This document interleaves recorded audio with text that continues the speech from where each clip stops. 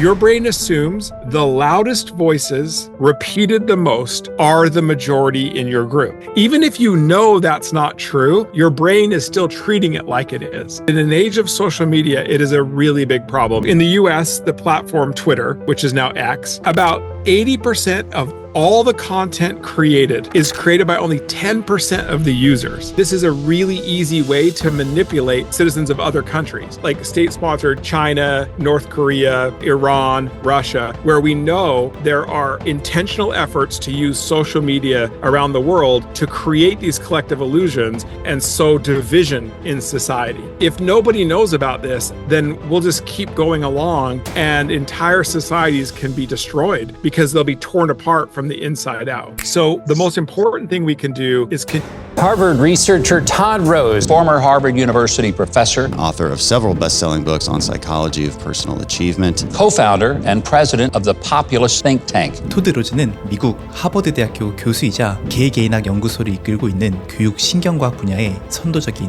사상가입니다. 그는 여러 권의 베스트셀러를 집필했는데 다크호스, 평균의 종말을 통해 우리 사회의 획일적인 시스템이 지워버린 개개인성의 중요성을 수많은 독자들에게 알렸으며 최근에는 집단 착각을 통해 인간의 집단 사고가 어떻게 집단 무지성으로 전락하고 사회를 파괴하게 되는지를 알리며 세계적인 반향을 일으켰습니다. 현대사회에 왜 집단 착각이 일어나는지 그리고 이것이 어떠한 파괴적 영향을 미치는지 이를 해결하기 위해서는 어떻게 해야 하는지를 알아보기 위해 토드 로즈 교수님과 인터뷰를 진행했습니다. 너무나도 흥미로운 주제이고 그동안 고개를 갸우뚱하게 만들었던 수많은 궁금증을 풀어버릴 내용이니 끝까지 시청해 주시길 권해드립니다. 그럼 바로 시작합니다. Could you explain what the collective illusion is? A collective illusion is simply a social phenomena where most people in a group end up going along with something that they don't actually agree with just because they incorrectly think that most everybody else in the group agrees with it. And so as a result, entire groups end up doing something that almost nobody really wanted to do. That's kind of crazy, right? You've heard of like groupthink, where we all go along. It's groupthink, but you're wrong about the group. And you might think like, wow, how often would that happen? Well, it turns out, for reasons we'll talk about, like with social media, this is happening all the time now. We're social creatures as human beings. It matters a lot what other people think. And that can be good, but it can also lead to some bad things like groupthink or these collective illusions. So in my think tank, we do a lot of what's called private opinion research, not just what people will say out loud, but what do they really believe in private. And we were seeing really, really big gaps between what people believed and what they could even say out loud, which is really bad. And what we found was that these collective illusions were all over the place. And most of our research is in the United States, but the stuff we have done internationally, we see the same thing everywhere. If you think about what it takes to end up with a collective illusion in a society, it's really just about how your brain is wired. And you just have to know two things. So one, as we've talked about, everybody has a conformity bias. We are hardwired to prefer to be with our groups, not against our groups. Okay, no problem. But for that conformity bias to work, you actually have to know what your group thinks, or else what are you conforming to? And this is where it gets interesting. Your brain assumes the loudest voices repeated the most are the majority in your group. Even if you know that's not true, your brain is still treating it like it is. Loudest voices repeated the most. That was fine before the internet, before social media. But in an age of social media, it is a really big problem. And let me give you some data on that. So in the US, the platform Twitter, which is now X, about 80% of all the content created is created by only 10% of the users, which is kind of wild, right? Like 1 out of 10 people is creating 8 out of the 10 posts that you see, right? So what's bad about that is that we know from research that that 10% isn't remotely representative of the whole group, not at all. They tend to be extreme on almost every social issue. And that idea of a small vocal minority speaking up more about issues than the majority is true, not just in the US, but in every country that we've studied. It's pretty common, right? If I'm passionate about a topic and I'm in the minority, I'm going to be really loud about it. If I'm the majority, I don't care, right? Like, so I don't say anything. Let's say in Korea, there's some idea that only 10% of people actually believe, but because you're online on social media all the time, you think it's 80% of Koreans. Well, okay, unless I'm willing to go against my group, then what will I do? I'll just self-silence. I won't say anything. I'll just keep my head down. I'll go along. Maybe I'll even lie so I look like I'm part of the group. But if enough people do that, then the only voices anyone ever hears from are this small fringe minority, and the result's a collective illusion. We've seen this not only just accidentally because of social media. A lot of countries have figured out that this is a really easy way to manipulate citizens of other countries, like state-sponsored China, North Korea, Iran, Russia, where we know that there are intentional efforts to use social media around the world to create these collective illusions and sow division in society. So I feel like if nobody knows about this, then we'll just keep going along and entire societies can be destroyed because they'll be torn apart from the inside out. 집단 착각을 한마디로 정의하면 사회적 거짓말입니다. 인간에게 각인된 생물학적 본능인 수능 편향과 큰 목소리로 자주 반복되는 의견을 주류 의견이라고 생각하는 뇌의 착각이 합쳐져 집단 착각을 발생시킵니다. 이를 통해 우리는 어떤 이야기를 자주 들을수록 그 이야기가 진실일 뿐만 아니라 다른 사람들도 그것을 진실로 믿고 있다고 생각하게 됩니다. 그렇기 때문에 의도적인 정보 왜곡과 가짜뉴스는 온라인을 통해 퍼지며 수많은 오해를 낳고 더욱 양극화된 사회를 만들게 됩니다. 이러한 인간의 특성을 이용해 의도적으로 사회적인 혼란을 일으키는 일들이 발생하며 특히 AI가 발전함에 따라 SNS 봇을 만들어 인터넷 여론을 조작까지 하고 있습니다. 결국 침묵하는 다수는 특정 집단에 의해서 의도적으로 만들어진 의견을 계속 듣게 되고 또한 그 의견이 여론이라고 믿게 되고 그렇게 우리는 집단 착각에 빠지게 되는 것입니다. 그럼 이러한 문제를 어떻게 해결해야 하는지 알아보기에 앞서서 인간은 왜 이러한 특성을 갖게 되었는지를 좀 더 근본적으로 알아보고 싶었습니다. 사실 집단 착각을 일으키게 되는 근본적인 원인과 꽤 비슷한 현상이 한국 문화에도 존재합니다. 눈치보기인데 이 개념을 토드로즈 교수님께 설명해보고 왜 인간은 그토록 타인의 생각과 관점에 민감할 수밖에 없는지를 물어보았습니다. A concept similar to collective illusions has long existed in Korea. It is called 눈치 보기, meaning reading the room. It refers to the act of observing the emotions and atmosphere of others and adjusting my behavior accordingly. This term reflects a psychological tendency to avoid conflict or maintain harmony within a group. While such behavior can sometimes have positive effects, yes it is, it also has its downsides. This behavior isn't unique to Korea. It seems to show up in cultures around the world, though to different degrees. So my question is, why do you think humans are so sensitive to the thoughts and perspectives of others? That's really great. And I didn't know that. So humans are hardwired. So if you just look at the neuroscience of it, we have dedicated brain areas that actually read the room. They read the emotional expressions of others because one thing that humans do really well, better than any other species, is we cooperate. And by cooperating, we can accomplish so much more than what you can do all by yourself. But cooperation can be taken advantage of. So you only want to cooperate if you're safe, you can trust them. So we're really sensitive to reading the room. Our brains do that all the time. And historically, throughout all of evolution, humans didn't survive by themselves. So you were a part of the pack and you survived. So it makes tons of sense that we would be predisposed to want to be with our groups and not cause contention, not cause disharmony, because the group really matters to our survival. And I think that to the idea of reading the room, there's real value to that. There's no reason to cause tension for no reason. We all know people like that. They just like to argue. They like to disrupt things. And that's not good. What I would say is there's an important difference between reading the room and going along when it's just everyday stuff that doesn't really matter to you. I think there's a lot of benefit to that. But when it really matters to you, when it's your values, when it's your aspirations for the kind of life you want to live, when it's ethical, the way we might treat other people, I think it's really bad just to read the room and go along, because that's how we end up having really good people can end up doing really, really bad things to other people just because they think this is what everybody is doing. that it's okay to care about what people think, not when it starts to change who you are and the way you treat people and the goals you pursue. 집단 착각은 사회적인, 정치적인 이슈 말고도 우리 개개인의 깊은 삶에도 부정적인 영향을 줍니다. 대표적인 사례는 성공에 대한 집단 착각인데 한번 알아보겠습니다. I'm sure something like this is probably true in most societies. And one of the things, we did the biggest private opinion study ever on how people think of success in life, using these trade-off priorities out of 72 possible things that could go into a really good life. We asked them for themselves, and then we asked them, what do they think most people would say to these answers? So what was interesting is, in terms of what they thought most people cared about for success, the number one thing out of 72 was being famous. They thought fame was everything for a successful life.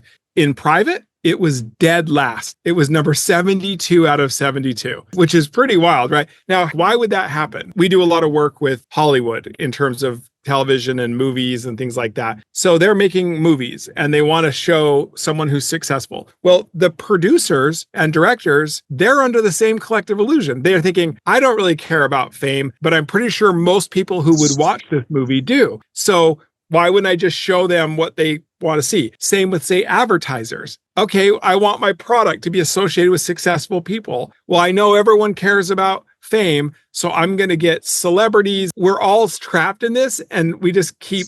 Because look, I want to be successful, but I also would like you to think I'm successful. Why not, right? It's okay to want to be viewed by other people as successful. Well, wait a minute. If you think that success is fame, then maybe I'll try to do things that make myself more famous so you'll believe I'm successful. And so it's really bad when you get these collective illusions like that, because we all end up trying to chase some view of success that we don't really believe in, that will never make us happy. The only way to a really good, happy life is to figure out what you care about and try to achieve on that. 지금까지 집단 사고의 부정적인 면에 집중했는데 집단 사고가 무조건 나쁜 것은 당연히 아닙니다. 이게 긍정적으로 발전하면 집단 지성이 될 수도 있습니다. 이는 집단 사고가 집단 착각이 되거나 집단 지성이 되는 특정 기준점이 있다는 것인데 기준점이 무엇인지 한번 물어보았습니다. In collective illusions, you mainly explore how collective thinking can negatively impact individuals. However, there must also be instances where collective thinking manifests positively. So, how would you define the criteria that distinguish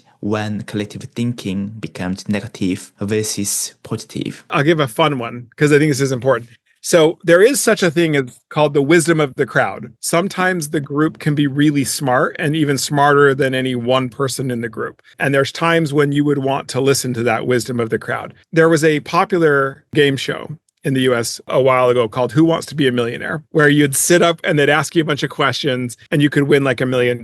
And you had these things like a lifeline, where if you didn't know an answer, you could phone a friend, or you could poll the audience. All the audience had their little keypads and no one else could see what they would offer. If you wanted to poll the audience, then everyone in the audience got to vote on the answer. And it turns out the audience's average score, like whatever wins in the audience, actually was right, like much greater rate than individuals making the choice themselves on stage. So this is an example of when actually collective thinking can be better. But here's the trick, and this gets to your first question about what's the criteria, like when should we choose one or the other? The only time that there's a wisdom of the crowd is when every individual in the crowd is making an independent decision. So because nobody knew, I had my little keypad, no one knew what I answered. So I wasn't influenced by anybody else. But the second that we're influencing each other, that wisdom goes away really quick, because now I'm changing what I might say based on what you said already. And I showed this in the book, like the Ash experiments, where they would take absurd, which line is similar? And we showed two lines and they'd be the same. And then one would be like way taller. And they would actually have a bunch of people say the wrong answer to see if they could get other people to go along with them just because everyone was given the wrong answer. And they can. So I would just say in most human interactions, we are affected by each other. 토드루즈 교수님이 집단 착각을 출간하기 전에 쓰신 평균의 종말, 다크호스 이 두 권은 개개인성의 중요성을 집중했습니다. 개개인성을 짓밟는 사회 구조에 순응하지 말고 각자 고유의 개개인성을 찾아서 살아가자 라는 메시지가 담겨있는 책들입니다. 그러나 집단 착각은 얼핏 보면 주제가 매우 달라 보입니다. 집단 착각은 개개인이 집단 속에서 어떻게 바보가 되는가를 다뤘기 때문입니다. 하지만 결국 집단 착각도 개개인성이 중요하다는 주제를 품고 있는 것 같아서 개인적인 호기심을 풀어보기 위해 한번 여쭤보았습니다. This is just my personal interpretation about the collective illusion. Even though each mind subject is different to your previous work, but its conclusion wind up with the idea of individuality. At the dark horse, the main point was understanding myself, understanding individuality, not just following in social things, following my heart. And also, at the end of average, from the era of standardization, we need to break free. For the collective illusion in the society, there are collective illusions, but we need to understand ourselves to be away from collective illusions, be independent and need to think independently. So my question is this one of the key takeaway that you might be intended when you wrote this book? Yeah, exactly right. This was the most important thing, which is ultimately recognizing that we're a social species and that's really valuable. But at the end of the day, unless we're willing to know ourselves, think for ourselves, and be honest about what we believe with each other, then we can't get the most out of being in the group. Like it actually really limits what groups can even accomplish. What changes do you think are necessary for individuals to break free from collective illusions and uphold their genuine thoughts and values? I would love to hear your thoughts on practical steps or efforts. That's really great. Obviously, the most important thing that can happen, and then we'll work our way back to things you can do. There's a reason why every democracy in the world has a norm of tolerance. We don't like it when people disagree with this. We like it when people think like we do. But we also know that that's not good or healthy for society. For sure, there's some ideas that are just really bad. They're illegal, they are immoral, whatever. But so much of our differences of opinion are not harmful. We just don't like it that people are different. So the most important thing we can do is continue to uphold ideas like free speech, the tolerance toward people who are different. And the reason why I say that, this is really important. So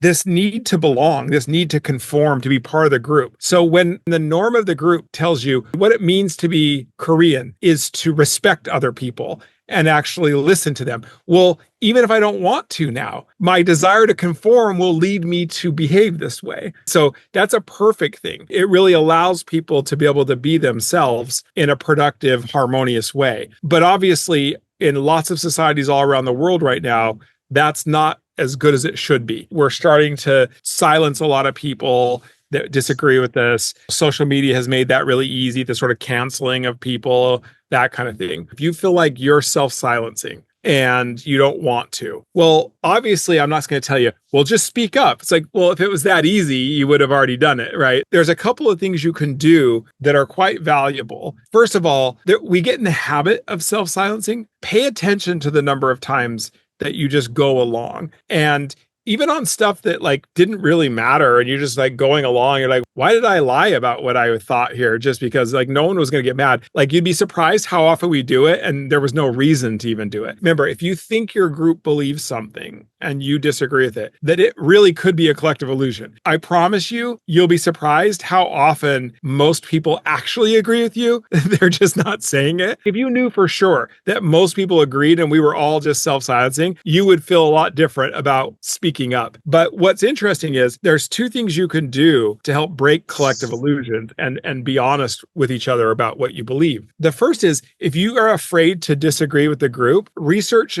shows that if you just say, I don't know right now, like rather than go along with it, just say, I haven't made up my mind yet. The group doesn't get mad at that. The group will actually try to persuade you into their belief, and then you'll know what the group really thinks. I promise you, if you disagree, just say, I haven't made up my mind, and even ask the person, tell me more about why you believe what you believe. And what's great about that is if you ask people why they believe what they believe, all they can tell you is, well, everybody believes it. Well, then they don't know, and they are falling for a collective illusion. And if you say, I haven't made up my mind, watch how many times other people will do that too. Oh, me either. I haven't either. And so you can help a lot. The second thing is if you're too afraid to speak up yourself, you can actually make it safe for other people too. So it turns out, let's say you're in the group and somebody has a different view. If you just say, Wait, let's listen to them. I want to hear what they have to say. That actually makes the group safe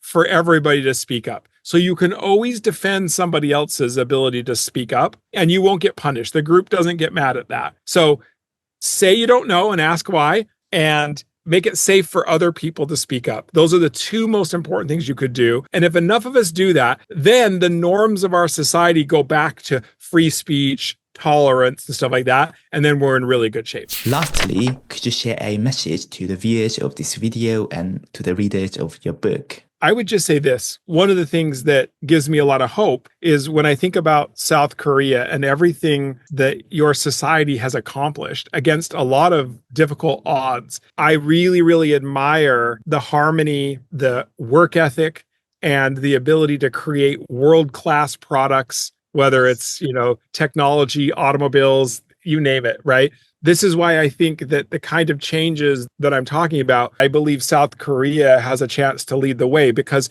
we don't want these insights to turn us into isolated, selfish people that don't care about everybody else. That would be really bad. But we can do both of these things. We can have a society where you pursue your passion. You're pursuing that and you're contributing. Here we are, we're talking and we're creating something for other people to benefit from. It's always better when people get to do the work that they are passionate about and really good at. That's a great contribution. If we can make space for appreciating people's distinctiveness and benefiting from it as a society without losing what South Korea got really right about the importance of harmony and hard work and commitment to the common good, then we'll get somewhere that is going to be really special. And so don't give up the things that are best about your society. Just take those and then add what we now know about what matters most about how people live really good lives. The future is going to be really bright. 네,